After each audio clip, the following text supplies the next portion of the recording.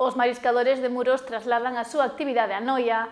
A campaña do berberecho e ameixa move estes traballadores ao municipio veciño na busca de boas oportunidades para subsistir.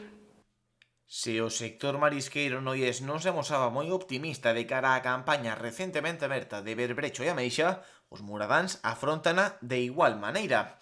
Os traballadores asociados a esta confraría desplázanse ata o municipio veciño cubrindo facilmente os cupos diarios e agardando unha posible suba dos prezos que mellore as súas retribucións. Porque pararon desde as navidades e, bueno, parece ser que os precios ainda máis ou menos o que é o bo, porque o primeiro día, non sei como foi onte, pero onte si o de primeira chegou hasta casi 20 euros, e depois ao de cuarta, que é moi pequeno, xa foi a 2 euros. Entón, bueno, a campaña teñen 3 kilos de cada cousa, entón, bueno, tampouco non se ve que fora unha campaña que vai a ser.